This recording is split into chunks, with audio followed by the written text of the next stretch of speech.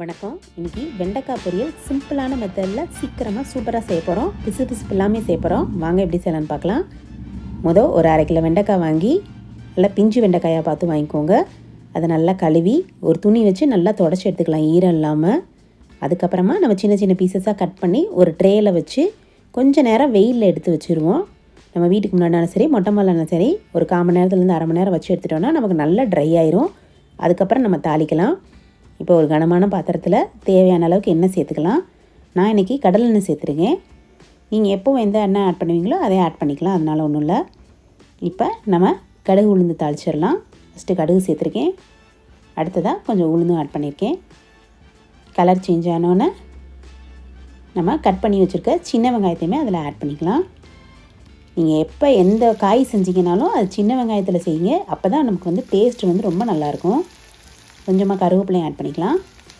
அடுத்து ஒரு 5-6 வத்தல், அதை கிள்ளி அதில் இருக்க விதையெல்லாம் எடுத்துகிட்டு அதுக்கப்புறமா அந்த வத்தலை மட்டும்தான் அதில் நான் சேர்த்துருக்கேன். விதை சேர்க்கலை. லைட்டாக ஸ்டார்ட் பண்ணிக்கலாம். நம்ம ஜாஸ்தி வதக்க வேண்டாம். நம்ம ரொம்ப வதக்கணுன்னா நமக்கு வெண்டைக்காய் வதங்கும் போது ரொம்ப கலர் சேஞ்ச் ஆகி கருப்பாயிரும். அதனால் நம்ம லைட்டாக வதக்கினா போதும். பாருங்கள், நல்லா இது ட்ரை ஆயிடுச்சு.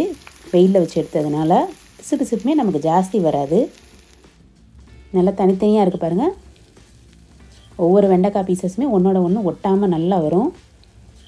நல்லா எண்ணெய் எல்லா இடத்துலையும் படுற மாதிரி நல்லா கொஞ்சம் ஃப்ளேம் ஜாஸ்தி வச்சு நல்லா கிண்டி விட்டுட்டு ஒரு 2-3 நிமிஷம் நம்ம அதை அப்படியேவும் ஒரு மூடி போட்டு நம்ம வேக வைக்கலாம். நம்ம வெயிலில் வச்சு எடுத்ததுனால நமக்கு தண்ணி சத்தும் ஜாஸ்தி இருக்காது. அதனால் சீக்கிரம் குக் ஆயிரும்.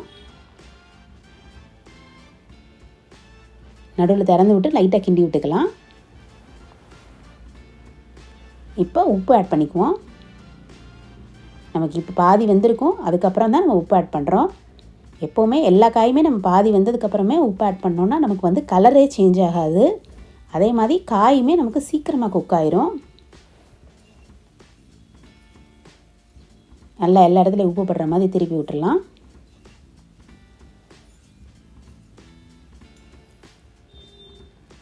இன்னும் கொஞ்சம் நேரம் மூடி போட்டு நம்ம நடுவில் ஒரு 2-3 தடவை கிண்டி விட்டால் போதும். சீக்கிரம் வெண்டைக்காய் வதங்கிரும். பாருங்கள், நல்லா வதங்கிருச்சு. நல்லா கிண்டி விட்டு பார்த்தோன்னா நமக்கு ஒன்றோட ஒன்று நல்லா ஒட்டாமல் நல்லா வந்துருச்சு. அவ்வளோதான், நம்ம ஃப்ளேமை ஆஃப் பண்ணிடலாம். ஆஃப் பண்ணிவிட்டு நம்ம சாம்பார் சாதம், ரச சாதம், தயிர் சாதம் எல்லாத்துக்குமே வெண்டைக்காய் பொரியல் ரொம்ப நல்லாயிருக்கும். நம்ம வேறு எந்த மசாலாவும் சேர்க்கல. ஜஸ்ட்டு வெங்காயமும் வத்தலும் மட்டும் கிள்ளி சேர்த்துருக்கோம். இது ஒரு டேஸ்ட்டாக ரொம்ப நல்லாயிருக்கும். ட்ரை பண்ணி பாருங்கள், கண்டிப்பாக பிடிக்கும். மறக்காமல் கமெண்ட் பண்ணுங்கள். லைக் அண்ட் ஷேர் பண்ண மறந்துடாதீங்க. நம்ம சேனலை சப்ஸ்கிரைப் பண்ணலைன்னா கண்டிப்பாக சப்ஸ்கிரைப் பண்ணிக்கோங்க.